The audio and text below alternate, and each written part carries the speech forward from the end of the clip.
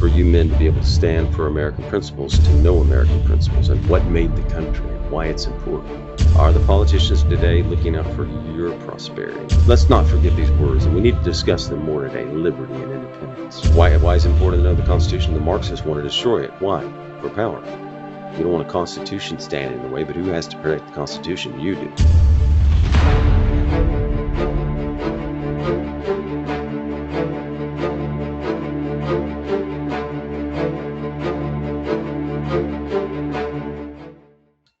First Amendment. The Marxists want your First Amendment gone so you can't hear other things as well as not speak other things.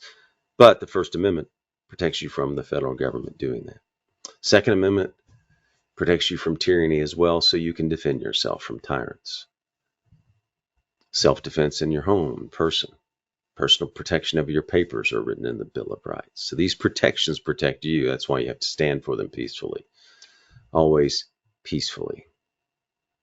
Feminism, divide men and women, create animosity between them, get the mother and denigrate her position as an exalted wife and a excellent mother, and that is enough if they want that.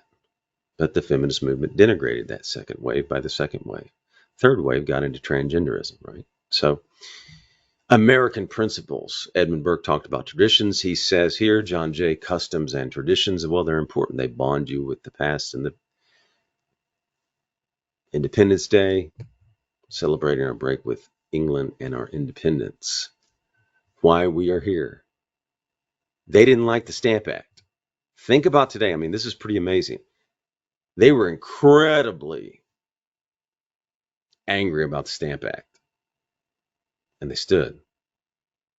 And today, looks like they just made a deal. We'll get the final details for $4 more trillion to be spent. $4 more trillion. If you think it's important to build better, stronger men, we'd appreciate it if you would subscribe to this channel right now. What are we now? How many trillions in debt? That's bad for Americans. We don't want a digital currency. We don't want the value of the dollar diminished. We don't want your purchasing power diminished. All right. Celebrating that tie to our past. It's important to have that tie to the past, the American founding, the Declaration of Independence. And that document, the Declaration of Independence, was a document that changed the world. And we want to maintain that. We want America to be that shining city on a hill. All right, let's go on to the paper. This country and this people seem to have been made for each other, and it appears as if it was the design of what? Providence again. See, he's not afraid to mention providence, that something's larger than him, that there is a force greater than himself. And that's something to look at, right? Looking up, knowing there's a force larger than you. It should also give you hope that there's a force larger than you working behind the scenes. That an inheritance so proper and convenient for a band of brethren united to each other by the strongest ties should never be split into a number of unsocial, jealous, and alien sovereignties. Who tries to create jealousy in victims? The Marxists, right? See? Providence mentioned again, third time. Acknowledging something larger themselves, not too proud to say, I did it. I mean, remember, these are the guys that broke away from England. They could be saying, yeah, we're fantastic. Look at us. We're great. But he gives providence. He understands it because they just defeated the greatest empire. So Marxists want power, American individuality, meritocracy. American principles are that it doesn't matter how old you are. It doesn't matter what your color is, what your race is. You can overcome and go where you want to in life if you have a great idea or work hard or create something or are lucky. Let's go on. Similar sentiments have hereto prevailed among all orders and denominations of men. To all the general purpose, we have really been one people, each individual citizen everywhere. Watch this. Each individual citizen everywhere enjoying the same national rights, privileges, and protection. So we want the same rights, privileges, and protection. They wrote that in the Bill of Rights, due process. They wrote that in for you, so we don't want to erode it. We don't want it taken away. So stand for it peacefully. Protect it. Protect those amendments.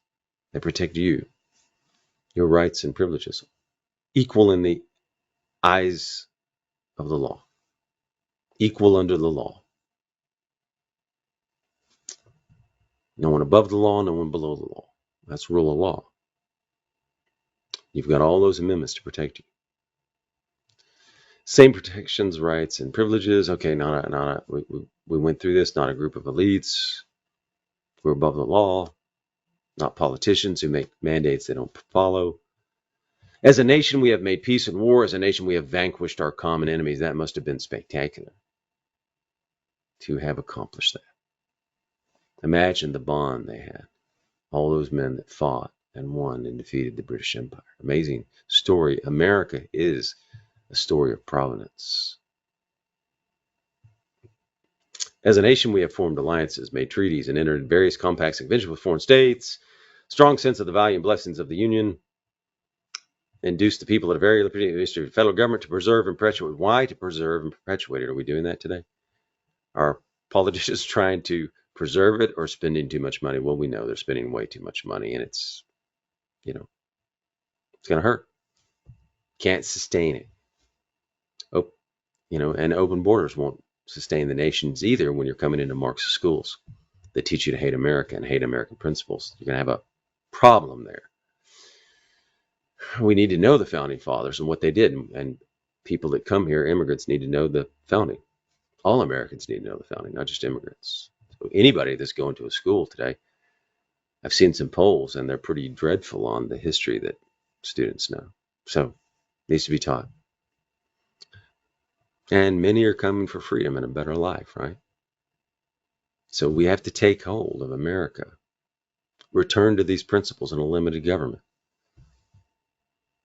where the federal government stays within their constitutional spheres and powers. There is some corruption going on. Right now, America is not the perfect country, and we have not been. That's another reason that you want a limited federal government, with most of it going on in the states, because with states, there's a competition and you can move. What do you do if the federal government's corrupt? Where do you move to? Debt galore, running the value of the dollar. All right. They formed it almost as soon as they had a political existence, nay, at a time when their habitations were in flames, when many of their citizens were bleeding, and when the progress of hostility and desolation left little room for those calm and mature inquiries and reflections. Okay, I don't know if we need this. Of a well-balanced free people, it is not to be wondered at that a government instituted in those times so inauspicious should on experiment be found greatly deficient and inadequate. Okay, well, the intelligent people perceive. I think we got this. So anyway, saying to take this under consideration, it's important, you need to talk about it. The convention composed of men who possessed the confidence of the people, and many of whom, well, we'll talk about this, many of whom had become highly distinguished by what? Their patriotism. See, patriotism's okay. It's denigrated by the Marxists. To Marxists, patriotism is just awful. To the founders, patriotism was fantastic. Patriotism, virtue, and wisdom. How often do we hear those three words from the Marxist? Not much. You're in a battle for the soul of the country here. American principles and people who love American principles in the founding, and people who don't.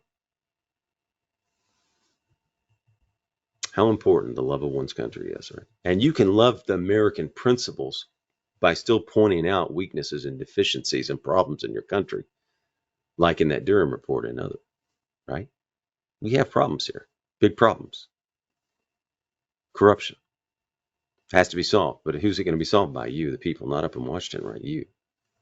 By sending the right people, by doing the right things. Okay, so let's do this. It is worthy of remark that not only the first, but every succeeding Congress, as well as the late convention, have invariably joined with the people in thinking that the prosperity of America depended on its union. To preserve and perpetuate it was the great object of the people in forming the convention.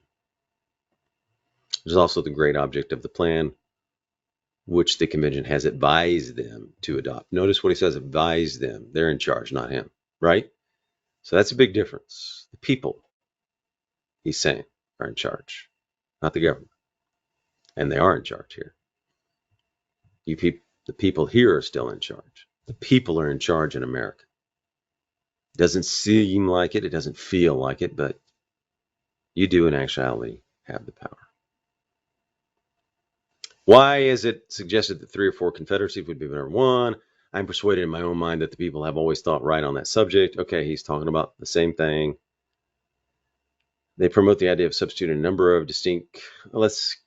I think we've got it. So, are we creating unity today? If their purpose was to be unified, are we doing that? Are we teaching the Constitution? Are we teaching history? Are we doing the things as a country to all people to teach history, to teach our past, to have ties to the past, to have ties to the founding, to remain unified, to want the same American principles of free enterprise, federalism, the 10th Amendment, the Second Amendment, the First Amendment, the Bill of Rights, and all those American principles, and super low taxes since they had none at the beginning except excise taxes, right? Federalism. Are we doing that? Private property, are we protecting it? Those are the American principles, some of them at least. That's why you need men of virtue, and that's why we're taking a look at this. We need men of virtue along with the Constitution, or it doesn't work. So in the end, you can stand for American principles or stand for Marxist principles or something else, I guess. You can love American principles or hate American principles, and there's a faction that hates American principles. They just do. They want disunity and they want more power. Disunity gives them more power. The Marxist in this faction. The globalist. They want power. The globalists want one world government, right? They don't want an American sovereignty, American principle. Borders, which we'll get to later. So let's restore the Constitution, restore the Republic, restore men, and choose freedom over tyranny. Thank you. If you think it's important to build better, stronger men for society, we would truly appreciate it if you would hit that subscribe button right now and help us build better, stronger men.